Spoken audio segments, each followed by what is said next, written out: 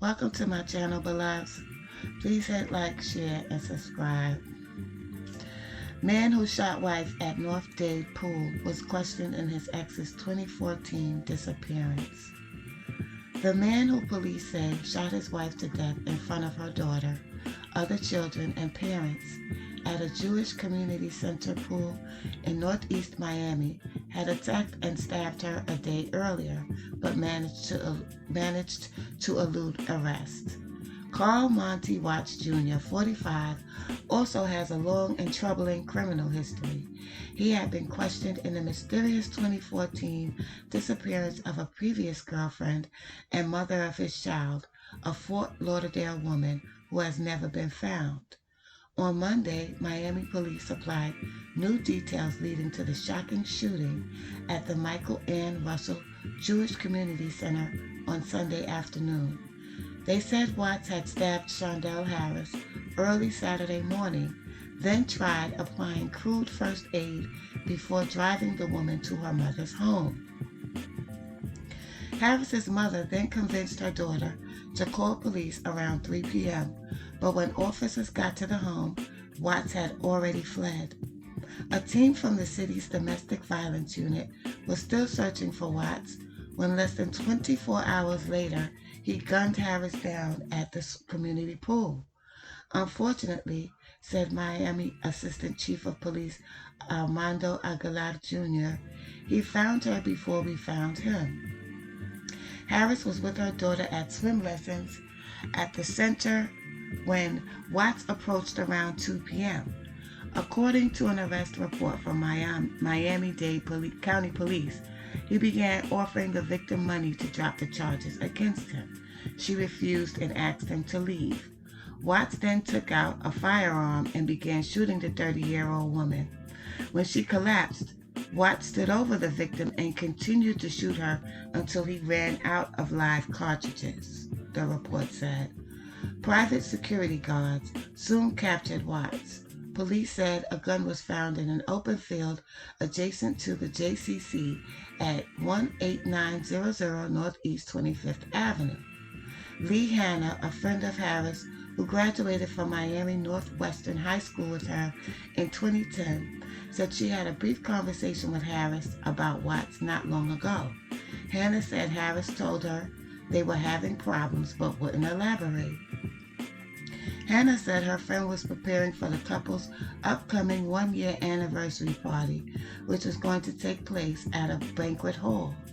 She was sweet, wouldn't hurt a fly, Hanna said, but I never heard her say she was scared or worried about anything. Aguilar and arrest forms from Miami police provided a partial timeline of events over the weekend. Harris was first stabbed at about 7 a.m. Saturday in a home she shared with Watts. The couple married about a year ago. After he stabbed her, Aguilar said, he threatened to kill himself. She talks him out of it, said Aguilar.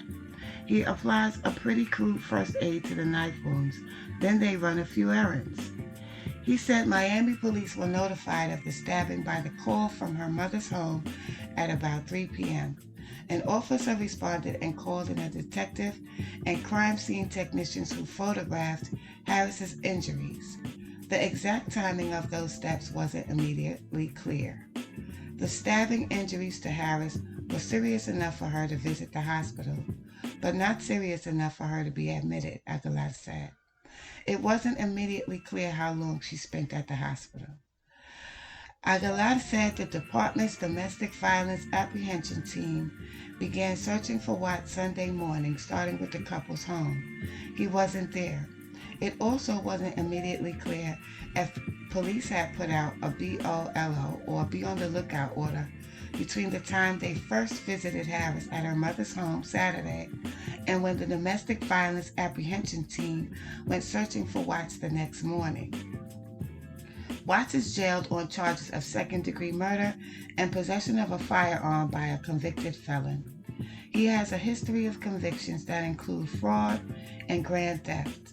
He also has long been considered a person of interest in the unsolved disappearance of a Fort Lauderdale woman and mother of 2 children nearly a decade ago. Watts fathered a child with Jaquita Scott, who has been missing since she failed to pick up her two children from a daycare center in June 2014.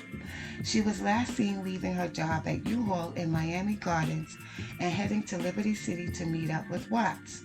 Her missing car was later found in Liberty City. Her father, Charles Scott, 52, said Watts acknowledged to the family that she visited his home to pick up money for their child, but denied having anything to do with her vanishing.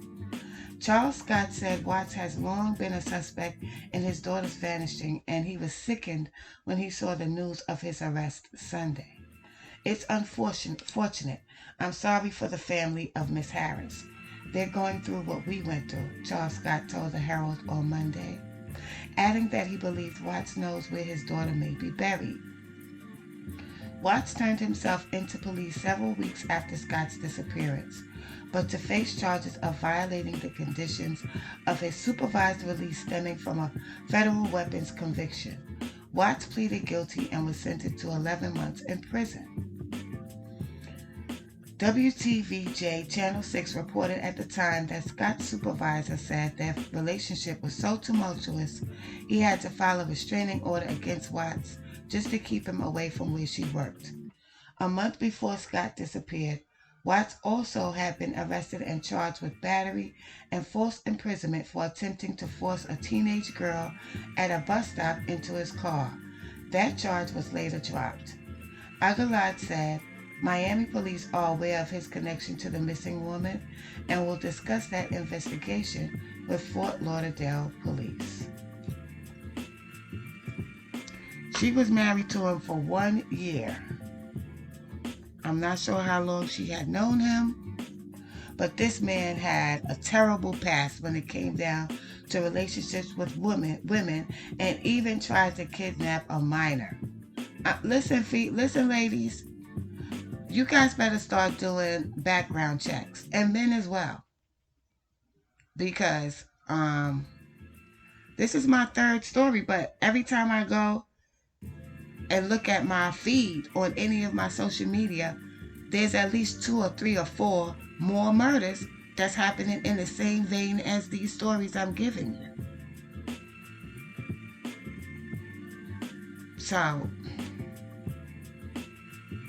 I don't know what to say anymore. All I know is, please be careful out here, family. Be careful who you let into your life. Peace and love.